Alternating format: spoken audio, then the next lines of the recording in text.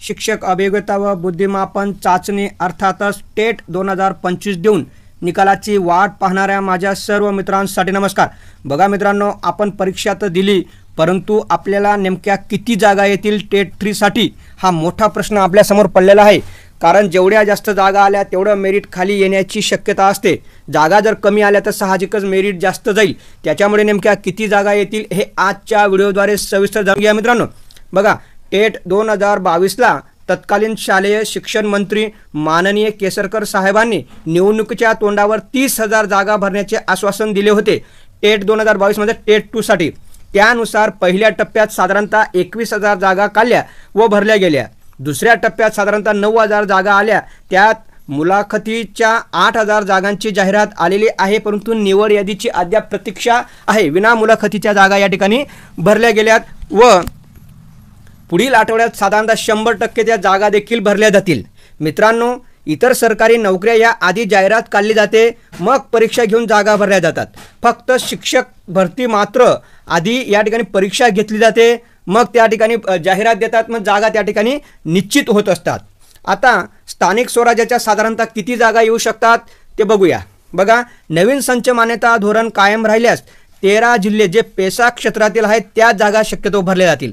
2024-25 ची संच मान्यता आहे, याच्यामध्ये खूप अटी असून त्या ठिकाणी विद्यार्थी संख्या जास्त लागते व शिक्षक संख्या त्यानुसार निश्चित केली जाते। मग ही नवीन संच मान्यता जर कधी हे तसंच ठेवलं तर फक्त 13 जिल्हे म्हणजे जे पेसा क्षेत्र आता तुम्ही जर कधी नवीन उमेदवार असेल तर पेसा क्षेत्र म्हणजे काय, ज्या ठिकाणी आदिवासी बहुल संख्या जास्त आहे या ठिकाणी वर्ग 3 म्हणजे त्या ठिकाणी तलाठी असो, ग्रामसेवक असो, शिक्षक असो, हे या स्थानिक एसटी संवर्गातूनच भरले जातात। मग आपले शिक्षक संवर्ग बी त्याच्यात येतो, मग स्थानिक एसटी उमेदवारच त्या ठिकाणी भरले जातात। असे 13 जिल्हे महाराष्ट्रात आहे आणि जर कधी हे संच मान्यता कायम राहिली तर फक्त 13 जिल्ह्यामध्ये पेसा क्षेत्रात जागा खूप रिक्त आहेत, त्या शक्यतो भरले जातील। त्या साधारणतः 4,000 ते 4500च्या आसपास येऊ शकतात। तसेच या इतर जिल्हा परिषद, नगरपालिका, महानगरपालिका शक्यतो जागा येणार नाही। पण नवीन संच मान्यता धोरण जर कधी रद्द झाले तर इतर जिल्हा परिषद, मग त्या ठिकाणी सोलापूर असो, रायगड असो, या ठिकाणी भरपूर जागा रिक्त आहेत आणि त्या साधारणतः 7,000 पर्यंत जागा विना मुलाखतीच्या येऊ शकतात। या जागांमध्ये 6वी ते 8वी गणित व विज्ञान या जागा जास्त राहण्याची दाट शक्यता आहे मित्रांनो। पुढचं आता बघूया, विदाउट इंटरव्ह्यूच्या झाल्या साधारणतः 7,000, मग विथ इंटरव्ह्यूच्या किती जागा येऊ शकतात। बघा, भरपूर संस्थांमध्ये जागा शिल्लक आहेत। काही संस्थांमध्ये 2-2, 3-3च परमनंट उमेदवार आहेत, परंतु पवित्र पोर्टलमुळे त्या ठिकाणी उमेदवार पुरेसे मिळालेले नाही।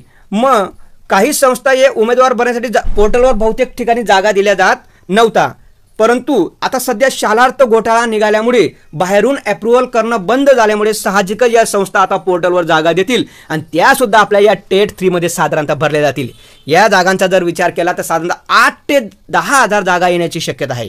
त्यात नवीन संच मान्यता धोरण रद्द झाल्यास या जागा 15,000 पर्यंत सुद्धा जाऊ शकतील, परंतु याच्यात सुद्धा गणित आणि विज्ञानच्या जागा जास्त राहण्याची शक्यता आहे। बघा मित्रांनो, या ज्या तुम्हाला जागा सांगितल्या हा एक केवळ अंदाज आहे, याच्यात कमी किंवा जास्त होऊ शकतो, परंतु आपण ठोसपणे सांगू शकत नाही। किती संस्था जाहिरात देतात त्याच्यावर ते सर्व अवलंबून असतं, परंतु तरी एक प्रकारे आपण हा अंदाज बांधलेला आहे। धन्यवाद मित्रांनो।